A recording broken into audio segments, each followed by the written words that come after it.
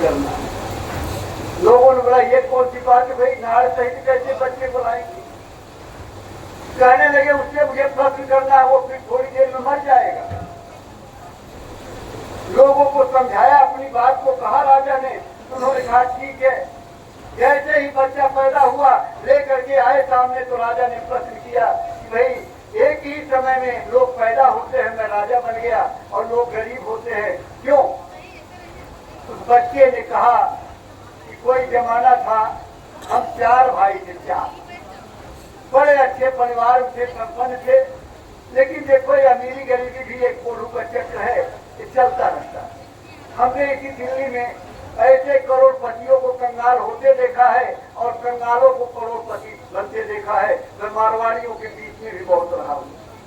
ये मैंने खुद अपने आंखों से, जो करीब 54-55 साल भी मुझे दिल्ली हो गया है, तो मैंने सब देखा। ये सब कॉलोनियाँ कहाँ बची थी? कुछ नहीं। तब से मैं यहाँ दिल्ली में रह रहा हूँ।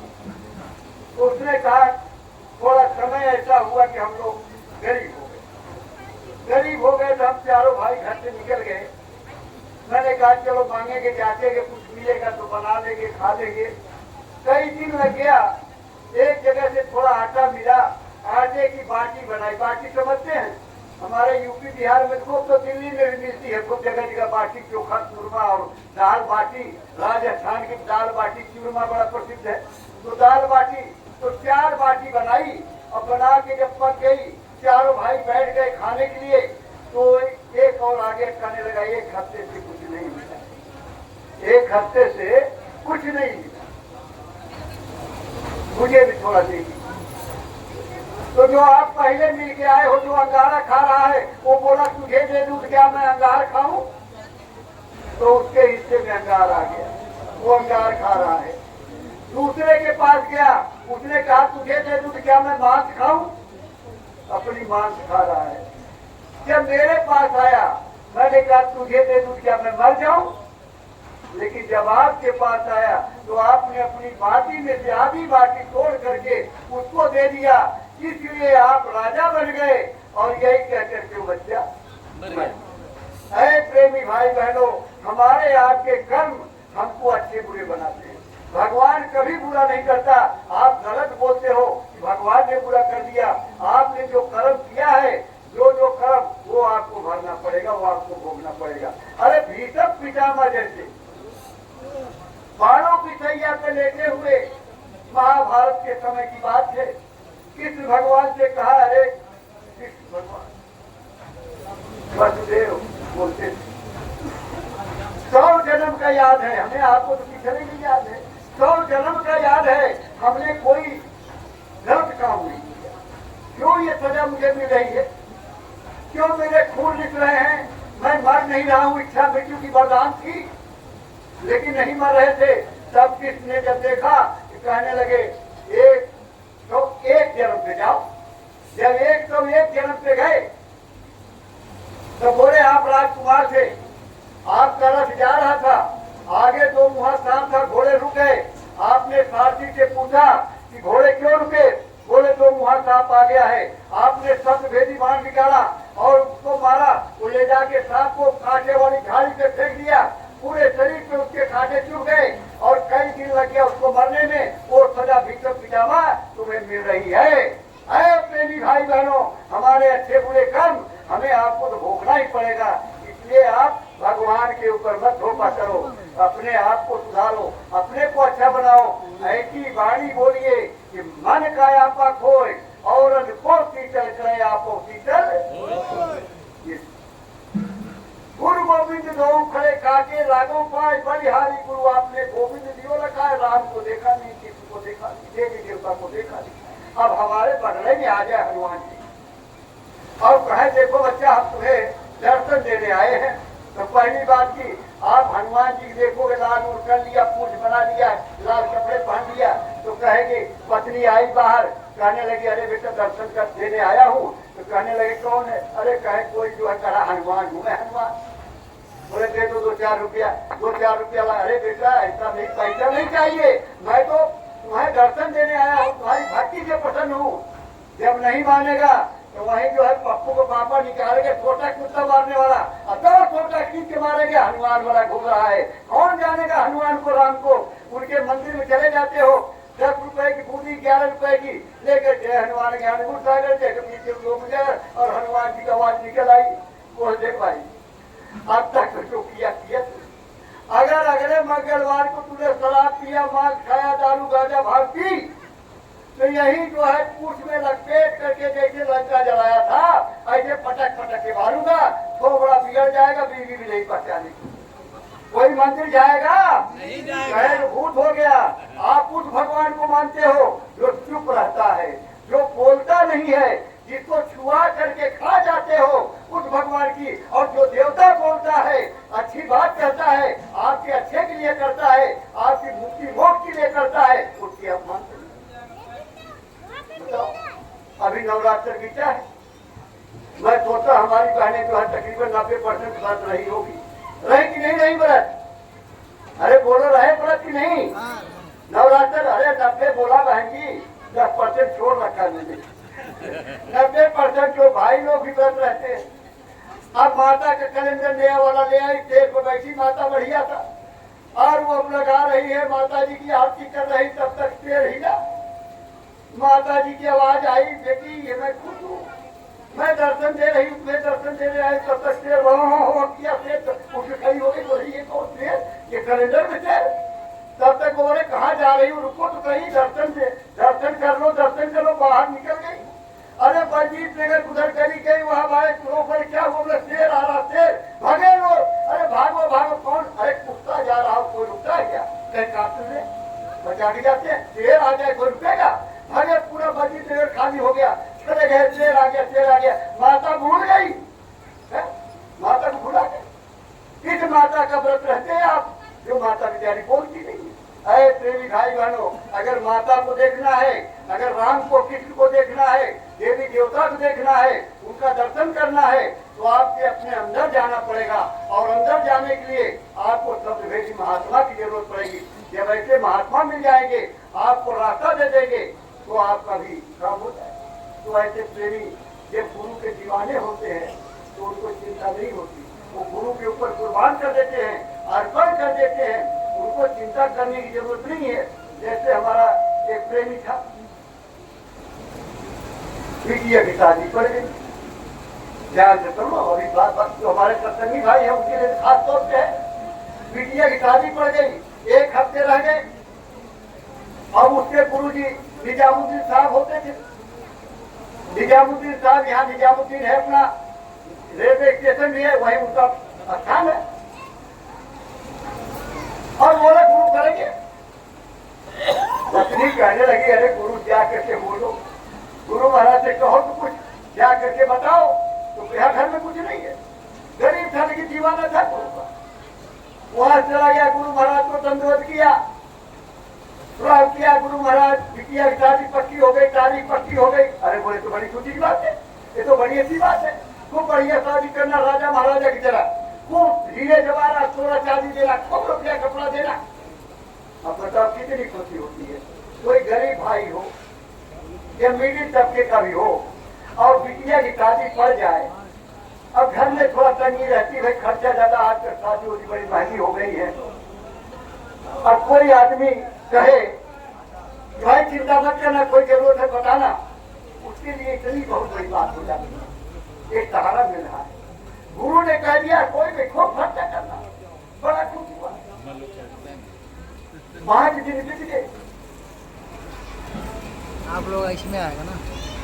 कोई आया ही नहीं, थोड़ा संबंध जगमग हुआ। गया गुरु जी से कहा कि 2 दिन रह गए, शादी के 2 दिन रह गए। निजामुद्दीन साहब ने कहा कि हाँ सोचा कोई आएगा तो बोल दूंगा, लेकिन कोई आएगी। ऐसा करो तुम्हें मेरी ड्यूटी ले जाओ और ड्यूटी से काम चला लो। बेचारे ड्यूटी को उठाए, गमछे में लपेटा, दुबकाए चल दिए। बोले बताओ सोना चांदी देना, हीरे जवाहरात देना, खूब रुपया कपड़ा देना, और ये ड्यूटी दे दिए, फटी ड्यूटी, चौनी कोई दे नहीं। उधर से एक सप्रू साहब थे, सप्रू साहब का नौकर निजामुद्दीन का चेला था। अब सप्रू साहब ने कहे चलो गुरु महाराज के दर्शन करवा लो। अब वो कहे जो है समय नहीं है, समय नहीं है। एक दिन बोला कि साहब आप रोज कहते समय नहीं है, अगर आज आप मर जाओगे तो समय मिलेगा क्या? नहीं। उनको बात लग गई, सवेरे चले गए। निजामुद्दीन साहब के पास जब गए, बेचारा अंदर गया, हाथ जोड़ा, बोला हमारे साहब आए हैं, जरा दर्शन दे दीजिए। निजामुद्दीन बोले मेरे पास समय नहीं है। आए कह रहे समय नहीं है, चले गए। साहब तो फिर आए, फिर बेचारा अंदर गया, कहने लगा मेरे साहब सवेरे भी आए थे, फिर आए हैं, कह रहे दर्शन दे दीजिए, कह रहे मेरे पास समय नहीं है। फिर गया, कहने लगा कह रहे समय नहीं है। चले गए, रात भर कोई नहीं पाए। सप्रू साहब सवेरे उठी चल दिए, बोले चलो, चले गए। फिर बेचारा अंदर गया, बोला कल सुबह भी आए थे, शाम को भी आए थे, जरा दर्शन दे दीजिए, कह रहे मेरे पास समय नहीं है। आया, कहने लगा समय नहीं है। तब तक हल्ला हुआ, सत्संग होने जा रहा, सत्संग होने जा रहा है, तो खुश हो गए, जो सत्संग होगा तो दर्शन हो जाएगा। अब सत्संग हो गया, दर्शन हो गया, नामदान मिल गया। अब रोज आने जाने लगे। उधर सप्रू साहब फौज के अफसर थे, उनकी लड़ाई चल रही थी, लड़ाई में चले गए। वहां से खूब हाथी पे, घोड़े पे और ऊंट पे लाद के सामान जीत करके लौटे थे, और इधर से वो जा रहा है अपनी ड्यूटी लिए। अब वो देखे खुशबू आ रही है, गुरु महाराज की खुशबू, जैसे नजदीक आए खुशबू ज्यादा होती जा रही। अब वो जब नजदीक आ गया तो देखे तो गुरु महाराज है नहीं। जब वो आगे बढ़ा तो खुशबू उधर गई, तो भाई सुनो सुनो, तुम कहाँ से आ रहे हो? अरे कहीं गुरु महाराज के यहाँ गया था, बिटिया की शादी है, अब ये बताओ, ये ड्यूटी दे दिए, बोले इस काम चला लेना। सप्रू साहब ने कहा अरे भाई तू ये ड्यूटी मुझे दे दे, ये सारा घोड़े पे, ऊंट पे, हाथी पे जितना धन है सब ले जा, लेकिन ये मुझे दे। ड्यूटी दे दिया, चूमा बत्ती चढ़ाया, धोया, चरणामृत पिया, गुरु की ड्यूटी थी। पी करके गया, गुरु के दरबार में पहुंचा, कहने लगा गुरु जी जीत गए, फतह हो गई। गुरु ने कहा मेरे लिए क्या लाए हो? ऐ प्रेमी भाई बहनों ध्यान रखो, गुरु ने कहा मेरे लिए क्या लाए हो? कहने लगे मैं ला तो बहुत कुछ रहा था, लेकिन आपका एक प्रेमी मिल गया, उस प्रेमी से आपकी ड्यूटी ले लिया मैंने और सब उसको दे दिया। निजामुद्दीन साहब कहा अरे तूने मेरी ड्यूटी का बोर्ड लगा दिया, निकल जाए यहाँ से। निकाल दिया। सप्रू साहब रोते हुए दरबार से निकल गए, नौकरी छोड़ दिया, रास्ता जहाँ लोग जाते थे सत्संग में, एक झोपड़ा बना लिया, झोपड़ा बना करके वहीं रहने लगे। जब लोग सत्संग सुनने आए और सत्संग सुन के वापिस आए तो भागे भागे हाथ जोड़ के जाए कि आज गुरु जी ने क्या सुनाया। और जब सुने तो रोए, बहुत रोए। निजामुद्दीन साहब बुजुर्ग हो गए, बोले अब गद्दी देनी पड़ेगी किसी, अब हमारा समय हो रहा है। लोगों ने कहा कौन गद्दी संभालेगा? कहने लगे सप्रू संभालेगा। बोले सप्रू को तो आपने निकाल दिया। बोले सप्रू, अरे सप्रू मेरा जिगर है, मेरा दिल है, जो मेरी ड्यूटी कितना प्यार करता है मुझसे कितना प्यार करता है। इसलिए सप्रू, प्रेमी भाई बहनों, गुरु इतनी बड़ी पावर, इतनी बड़ी शक्ति, निजामुद्दीन साहब ने सप्रू साहब को गद्दी संभाल करके अपनी सभी को छोड़ दिया। बाबा जय गुरुदेव जी महाराज 60 वर्ष तक पूरे भारत में बुला बुला करके, समझा करके, सत्संग के माध्यम से, काफिले के माध्यम से, मैंने शुरू में बताया था ये किराए का मकान है, इसको खाली करना पड़ेगा। अब आपने खाली करने का तरीका सीखा नहीं। जब खाली करने का तरीका नहीं सीखा तो हमारे घर में औरतें हैं, परिवार में सब लोग हैं, पहले जब बच्चा रहता था तो धार्मिक किताब पढ़ती थी, धार्मिक कहानियां सुनती थी। आज क्या करती है? टीवी देखती है। क्या देखती है? टीवी देखती है। अब टीवी एक दवाई, दो दवाई, तीन दवाई, ये दवाई, वो दवाई, वो दवाई, tip tip tip tip tip, ये देखा, वो देखा, वो देखा, वो देखा, वो तरह तरह के दिन जो आए वो गर्भ में संस्कार पड़ गया।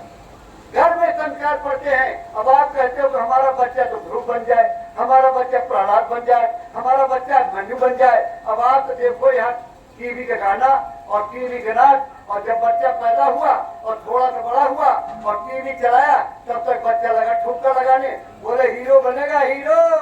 और जब बच्चा बड़ा हो गया, संस्कार आपने दिया नहीं, पैंट शर्ट पहना के स्कूल भेज दिया, पढ़ा लिखा करके अफसर बना दिया। अब वो माँ बाप कहता वहीं रहना, यहाँ मेरी बेइज्जती हो जाएगी। नहीं कहे धोती वाला तुम्हारा बाप है, अरे बेइज्जती हो जाएगी। ऐसा थोड़े जीरो हो गया जीरो। अरे प्रेमी भाई बहनों, बच्चों को संस्कार घर में दिया जाता है। पढ़ाई स्कूल में होती है, विद्या बहुत जरूरी है, लेकिन संस्कार भी बहुत जरूरी है। संस्कार विहीन विद्या, आज देखिए घर घर में लड़ाई, माँ बाप में, बाप बेटे में लड़ाई, भाई भाई में लड़ाई, एक एक इंच के लिए कत्ल हो जा रहा है। क्यों भाई? इतना प्यार चार भाइयों का, और जैसे जो है हुआ और फिर लड़ाई हो गई, झगड़ा हो गया, क्योंकि संस्कार नहीं मिला। बाबा जय गुरुदेव जी महाराज ने कहा घर में संस्कार दीजिए, उनको सत्संग में लाइए, सत्संग के वचन सुनाइए। एक दिन आपको जाना है, यहाँ नहीं रहना है, छोड़ना है देश, आपका यहाँ कुछ नहीं है, पूरी के नोक के बराबर। अगर घर में कोई मर जाए हमारी माताएं बहनों में से, तो कान का नाक का निकाल पहले रख लेंगे, तब रोएंगी। नहीं पड़ोसी आ जाएंगे तो निकालेंगे कैसे? ये समझ लो, कोई ले जाने नहीं देता। कहते जाएगा जब जहाँ से कुछ भी न पास होगा, और 2 गज कफन का टुकड़ा तेरा लिबास वो भी जला देते, वो रास्ता नहीं था, साथ कुछ नहीं जाएगा। तो साथ जाने के लिए सब भेदी महात्मा की कोशिश। जब महात्मा मिल जाए उनसे रास्ता ले लो, रास्ता लेकर के भजन करके भाग चलो अपने घर। भजन का ये नकल है, ढोल मजीरा गाना, गाने वाला बढ़िया गाता है, कहते गवैया के मुख से और श्रोता के कान, सुनने वाला सुन रहा है, बड़ा अच्छा लगेगा। लेकिन उसका भी कोई लेना देना नहीं उस गाने से, न सुनने वाले कोई लेना देना ना। इसलिए शब्द भेदी महात्मा किए। बाबा जय गुरुदेव जी महाराज ने, उनके उत्तराधिकारी पूज पंकज जी महाराज, बाबा जी के मिशन को आगे बढ़ाते हुए बाबा जी ने कहा जय गुरुदेव का झंडा घर घर में लहराएगा।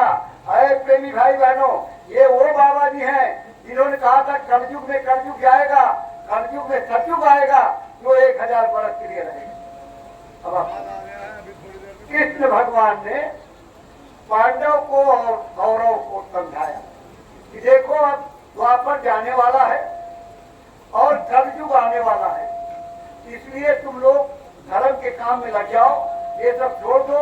लेकिन वो लोग माने नहीं, बोले लड़ाई तो होगी। लड़ाई के लिए चुना गया कुरुक्षेत्र हरियाणा में है। कुरुक्षेत्र में सारी सेनाएं दोनों तरफ की खड़ी हो गई। अर्जुन ने कहा मुझे बीच में ले चलो, जरा मैं देखूं मुझे लड़ना किससे है, कौन है मेरे सामने लड़ने के लिए। जब गए देखा तो भीषण पितामह, द्रोणाचार्य, कृपाचार्य, दुर्योधन, दुशासन, तमाम रिश्तेदार, शकुनी सब सामने खड़े हुए। अर्जुन ने कहा मैं इनको मारूंगा, मैं लड़ाई नहीं करूंगा, मैं अपने को मार नहीं सकता, ये मेरे सगे संबंधी भाई पितामह गुरुद्रोण, कैसे मारूंगा मैं। कृष्ण ने बहुत समझाया, लेकिन अर्जुन ने धनुष रख दिया, बोला ना। तब कृष्ण ने उनको वहीं बीच में गीता का उपदेश दिया, और ये दिव्य दृष्टि जो आपके अंदर भी मौजूद है यही खोल दिया। और जब दिखाया अर्जुन को, अर्जुन ने विराट देखा कृष्ण का रूप इतना विशाल काय और इतना बड़ा, और देखा उस सारे जो है चक्र सुदर्शन चल रहा है, सब मरे पड़े हुए हैं, और वही बड़े जोड़ कर बंद कर दो, बंद कर दो, और बंद करवा दिया। बोले मैं युद्ध करूंगा, मैं युद्ध। अरे प्रेमी भाई बहनों, एक दिन तो सबको मरना है। अगर आज मर गए तो क्या हो गया, अगर समय आ गया और इस तरह के आदेश निर्देश हो गया तो कृष्ण के आदेश पर लड़ाई करवा दिया। 18,000 अक्षौणी सेना मर गई। फिर आए तो सबको समुद्र के किनारे बुलाया, 56 करोड़ जदवंशियों को लड़ा के मरवा दिया। तब जाकर के द्वारिका में धर्म की स्थापना किए। मथुरा में स्थापना नहीं करते कृष्ण भगवान, जो हमारे भगवान हैं, वो नहीं करवा सके। यही बाबा जय गुरुदेव जी महाराज के गुरु जी जब इनको लेकर के घूम रहे थे, और ये जहाँ मंदिर बना है यहाँ पहुंचे और कहने लगे कि ये अच्छा लग रहा जगह, मेरे लिए कुछ बनाना था, बना देना। कहने लगे कृष्ण भगवान को कोई रहने नहीं दिया, मुझे कौन करने देगा। तो वही कुआं था, कुएं में कीड़े पड़े हुए थे पानी में, निकलवाया पानी। और दादा गुरु, इनके जो गुरु है दादा गुरु, इन्होंने मुंह में डाल करके कुएं में कुल्ली किया। ये बोले तुम्हारे लिए संगत तैयार कर रहा हूं, संगत। अरे प्रेमी भाई बहनों, ऐसी दया होती महात्मा की, ऐसी कृपा होती है कि कलयुग जैसा समय कोई युग में नहीं है। परमात्मा को पाना, मुक्ति और मोक्ष कलयुग में बहुत सरल है, बहुत सरल। 24 घंटे में 22 घंटे संसार को दे दो, लेकिन 2 घंटे अपनी जीवात्मा के लिए। आज हमारे आप में से हो सकता है, उसमें क्या है। बाबा जी का एक मंदिर की मुंगेर से अगर पक्षी उड़ जाएगा, वो भी मनुष्य जोड़ी में आएगा। ये उनका स्वभाव होता है, उनसे स्पर्श हो जाए, उनसे छू जाए तो सब मनुष्य जोड़ी में चल रहे हैं। कीड़े मकोड़े चींटियां तमाम ये सब मनुष्य जोड़ी में आ जाती है। इसलिए हमारे सरकार के मंदिर के बाद परिवार नियोजन के बावजूद पॉपुलेशन बढ़ रही। करे 140 करोड़, बाबा जी ने पहले कहा था 2 अरब मतलब होता 200 करोड़। ये भारतवर्ष की आबादी है, आपके समझ कितना भी रोक। इमरजेंसी लगी, बाबा जी ने भविष्यवाणी किया था इमरजेंसी लगेगी, वर्तमान सरकार खत्म हो जाएगी। इमरजेंसी लगी, बाबा जी ने विरोध किया आपके गर्भपात का और नसबंदी का, और बाबा जी को उठा के बंद कर दिया। 21 महीने बाबा जी जेल में थे। बाबा जी से कहा पत्र पे साइन कर दो, समर्थन कर दो, हेलीकॉप्टर ले लो, रुपया ले लो।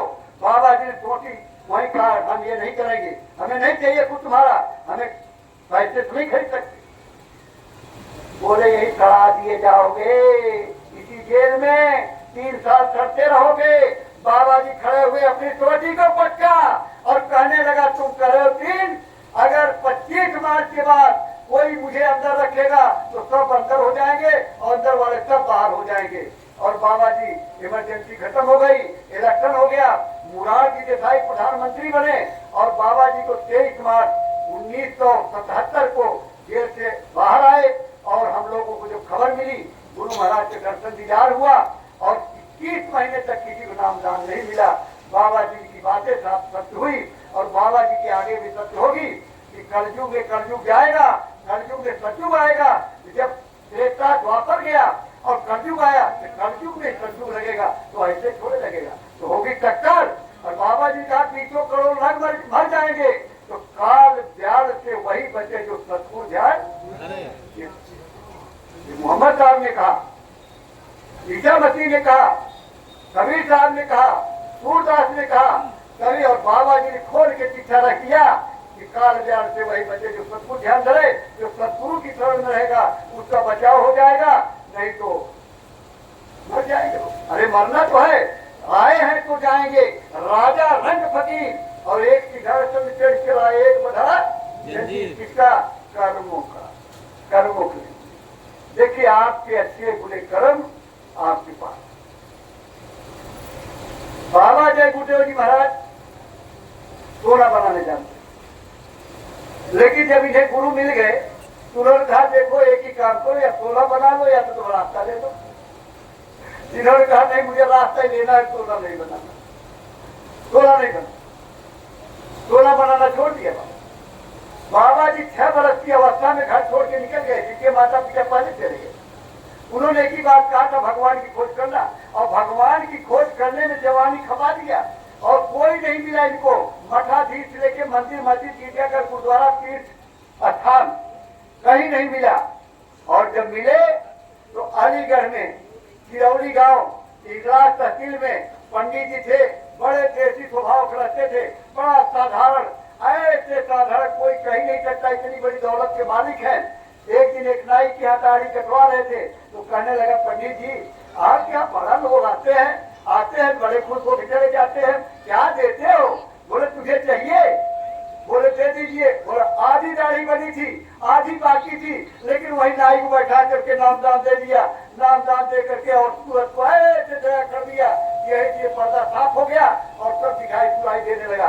ऐसे थे इनके गुरु। और जब इनको मिल गए और इन्हें रास्ता दे दिया और रास्ता दे करके जब भजन करने लगे और भजन करते करते करते करते अब जब इनकी जीवात्मा आने जाने लगी तो जैसे आपका मोबाइल बिना तार, कलकत्ता बात करो, बम्बई बात करो, अमेरिका बात करो, इसी तरह से जब जीवात्मा का पर्दा साफ हो जाता है, साधना बन जाती है, तो यहीं से बैठ करके जिनकी साधना बनी है उनसे आप बात कर सकते हो। अंदर अंदर की चीज, अंदर ही अंदर स्वर्ग बैठो, तुम बैठो, जहां मर्जी जाओ, घूमो, खूब भ्रमण करो, भ्रमण करके चले आओ। इतनी बड़ी पावर आपके अंदर है और आप कहते हो कि हम तो देवी पूरे देवा। अरे जो आपके मनुष्य शरीर के लिए तरसता हो, वो स्वामी जी ने लिखा है कि बड़े भाग्य अरे मानुष तन पावा और तुर दुर्लभ सत ग्रंथनि गावा। सब ग्रंथों में लिखा है कि देवता तरसते हैं मनुष्य शरीर के लिए। क्यों? क्योंकि कर्म अच्छे बुरे मनुष्य शरीर में मिलता है, किया जाता है। देवता बन के कर्म नहीं किया जाता, देवता बन के खर्च ही करते हैं। इसलिए मनुष्य शरीर में ही जाकर के सब कुछ मिलता है। इसलिए देवी देवता जो जीवात्मा देख करके जब जाती है अपने घर, यही देवी देवता फूल बरसाते हैं, आरती उतारते हैं। इतना भाग्यशाली जीव है जो अपने घर जाए। तो प्रेमी भाई बहनों, आपको कोई शंका करने की जरूरत नहीं है। आप तो कितने दिन से सबको पूछते आए हो, करते आए हो। कोई किया? बाबा जी ने गारंटी लिया, जिसको नाम दान दे रहा हूँ उसके जीवात्मा की मैं संभाल करूंगा। अब कोई हाथ हटक के चला जाएगा तो उसका क्या करूंगा?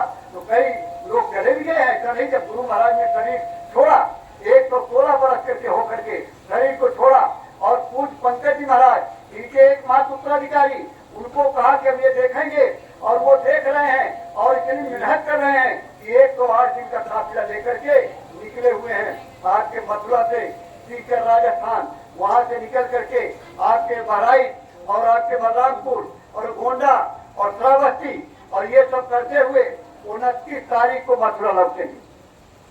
29 को आएंगे मथुरा, उससे पहले नहीं। 29 क्योंकि 8 से और 12 दिसंबर को इनके गुरु यानी दादा गुरु का भंडारा है। वो तो मैं निमंत्रण भी दे रहा हूँ आप सबको। आप लोग आइए। एक अच्छे समाज का अगर निर्माण करना है, आपको एक अच्छा बनना है, तो आपको शाकाहारी रहना पड़ेगा और आपको नशा नहीं करना पड़ेगा। आपको अपने आप को बदलना पड़ेगा। आपके विचार के बदलने की जरूरत है। हमारे एक कुम्हार भाई थे, कुम्हार क्या करते? बर्तन बनाते, मिट्टी के बर्तन। गुरु महाराज कहते थे, अरे बर्तन, मिट्टी के बर्तन खरीदने जाते हो तो टक टक टक बजा के देखते हो कि बर्तन, ये भी रास्ता लेना है, बाली को पाना है, तो तुम भी खूब ठोक बजा लो, परीक्षा ले लो। तो बाबा जी ने कहा कि परीक्षा लेकर के तब करना। तो कुम्हार चिलम बनाने जा रहा था। चिलम समझते हैं आप लोग? चिलम, कोई हुक्का पीता है, कोई गांजा पीता है, कोई गुरफा पीता है, कोई चिलम में पीता है। एक बात ध्यान से सुन लो, जो भूल में गलती कर देता है उसकी तो माफी हो जाती है, लेकिन जो जानते हुए भी गलती करता है तो उसकी माफी कभी नहीं। तो चिलम बनाने जा रहे हैं तो पत्नी निकली, कहने क्या बना रहे हो? कहने चिलम बना रहा। अरे बोले गर्मी आ रही है, सुराही बनाते तो लोग ठंडा पानी पीते, तो चिलम के लिए थोड़ी मिट्टी थी। अब बोले गया रखा, ज्यादा मिट्टी तैयार किया और ला करके रखा तो मिट्टी निकाल। अरे भाई क्या हो गया, क्या हो गया? अभी चिलम बना रहे थे, अब क्या हो गया? बोला मेरा विचार बदल गया, मेरा विचार बदल गया। बोले मिट्टी ने कहा, अरे भाई तेरा तो विचार बदल गया, मेरी तो जिंदगी बदल गई। बोले क्या मतलब? बोले तू चिलम बना रहा था, अगर मेरी चिलम बन जाती तो लोग रोज आग जलाते उसमें, मैं जलती रहती, लेकिन तू सुराही बना रहा है तो लोग ठंडा पानी रखेंगे, रोज मैं ठंडी रहूंगी। अरे मेरे प्रेमी भाई बहनों, अपने विचार बदल दो, झूठ मत बोलो, बेईमानी मत करो, छल कपट मत करो, काम क्रोध मत लो, अहंकार, ये आपके 5 दुश्मन आपके साथ मौजूद हैं, इनको छोड़िए। कोई शराबी महात्मा के पास पहुंच गया, महात्मा जिसका मेरे शराब छुड़ाना है, तो बोले कल आना।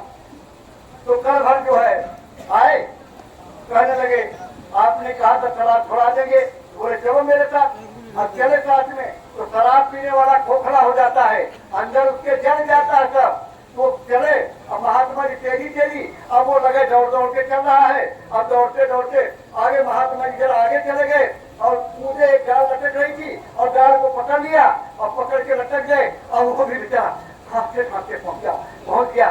थोड़ी देर तो सुस्ताया, थोड़ा सांस को ठीक किया, इसके बाद कहा अरे महात्मा जी नीचे उतरो।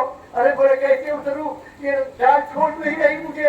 भले क्यों पागल बना रहे हो, जाल तो आपने पकड़ा हुआ है। बस महात्मा जी नीचे उतर गए। अरे बोले बच्चा शराब तो आपने पकड़ी है, शराब आपको थोड़ा ही पकड़ा है, आपने पकड़ी है, आप छोड़ दीजिए। तो शराब आप छोड़ दीजिए, ये शराब कोई आपके पीने के लिए थोड़ी है। अरे ऐसा नशा क्यों करते हो कि माँ बहन की पहचान ही खत्म हो जाए। अरे घर में, परिवार में, समाज में सारी इज्जत खत्म हो जाती है। इसलिए शराब नहीं पीना चाहिए और मांस नहीं खाना चाहिए। देखो किसी के जानवर की मांस आप खाते हो, अरे भगवान का बनाया मंदिर है। अब आप मुर्दा जलाने जाते हो, गए हैं लोग, आप लोग मुर्दा जलाने कभी गए हैं? अरे जोश बोलो, गए हैं क्या? गए।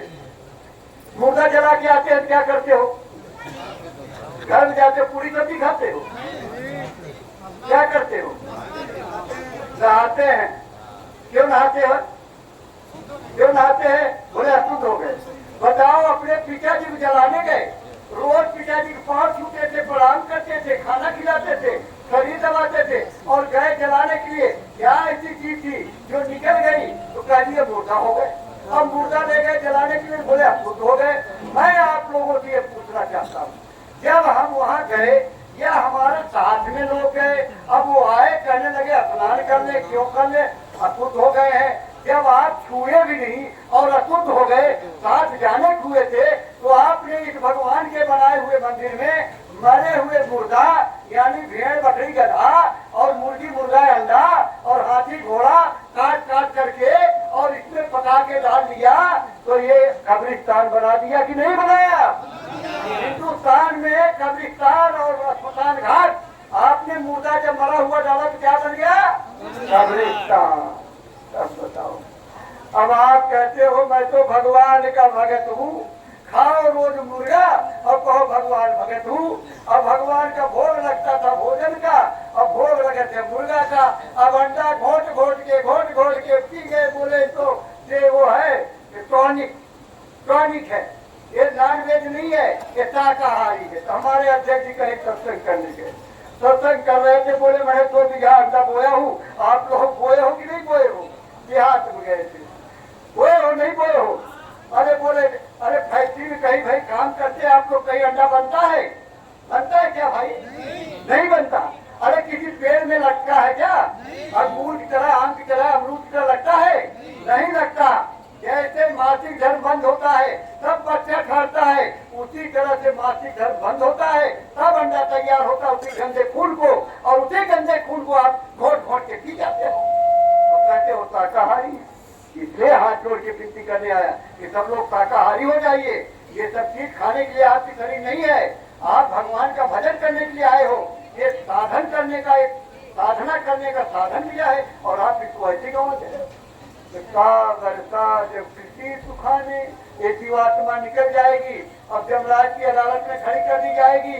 अब वहाँ जो है रोगे, पछताओगे तो गजब हो गया, हमने कुछ किया नहीं, हम कुछ किए नहीं। और अगर कहो कोई समझाया कि नहीं समझाया तो आप झूठ बोल नहीं सकते, क्योंकि यहाँ एक वीडियो लगा है और वीडियो सब खींचता रहता कैमरे में। आप अच्छा करो, बुरा करो, दिन में करो, रात करो, सुबह करो, साथ करो, खेत में करो, खलिहान करो, जो भी कुछ करते हो सब वीडियो में। अरे देखो वीडियो बन रहा है, अब 10 साल बाद खोलोगे ये सब आएगा, जो बोल रहा हो सब इसमें आएगा, आपकी फोटो भी आएगी, ये सब उसमें आएगा। आप झूठ नहीं बोल सकते। और मान लो फिर भी कह दिए कि नहीं हमने तो ऐसा नहीं किया, तो बाबा जी ने कहा कि बच्चा मैं वहीं खड़ा मिलूंगा, मैं वहीं खड़ा मिलूंगा और मैं कहूंगा कि मैंने बड़ा समझाया, मैंने अपने लोगों को भेजा, लोग शाकाहारी हो जाए और जो है रास्ता ले ले, भजन करके अपने घर चले। लेकिन ये नहीं माने, इसलिए समझाने और बताने आए हैं कि बाबा जी का अपील और प्रार्थना लेकर के आपके बीच में आए हैं, संदेश पाती दूध बन करके आए हैं कि आप सब लोग शाकाहारी हो जाएं और किसी ऐसे महात्मा के पास जाएं जिनके पास शब्द भेदी जानकारी हो, उनसे रास्ता लेकर के अपने घर परिवार का खेती बाड़ी। देखो बाबा बनने की जरूरत नहीं, अब बाबा बन जाओ, देखो बाबा बन जाओगे, बाहर चले गए, बाहर चले, भूख लगेगी कि नहीं लगेगी? भूख लगेगी, भूख लगेगी, पेट दिया तो भूख तो लगेगी, तो खाना कहाँ से आएगा? तो आओगे बस्ती में भीख मांगोगे, बाबा बन के बस्ती में आओगे भीख मांगने, भीख मांग के पेट खाने पूजन करने के लिए, इसलिए गुरु महाराज ने किसी को बाबा नहीं बनाया। गुरु बनावे आप समान। गुरु महाराज ने कहा, मेरे गुरु महाराज ने मुझे रास्ता दिया, मैंने साधना करके अपनी जीवात्मा को अपने घर पहुंचा दिया, रोज आता जाता हूँ और अपने गुरु का आदेश मैं आपको दे रहा हूँ, आप भी कर लीजिए। लाउड स्पीकर से लुटा दिया। राम नाम की लूट है और लूट बचे तो लूट, अंतकाल पछताएंगे जब प्राण जाएगा ये लुटाया ऐसे लाउड स्पीकर से। करोगे तो मिलेगा, नहीं करोगे तो मेरी जरूरत में आप मिला जाएगी। ये बाबा बनने की बात नहीं। इन्होंने कहा जब गुरु और चेला, जब चेला भी तैयारी करके अपने घर चला गया तो वहां कहते हैं कोई गुरु नहीं कोई चेला, सब में बोले एक अकेला। देखिए हमारे यहाँ नदियां बहुत है, नदियां बहुत है।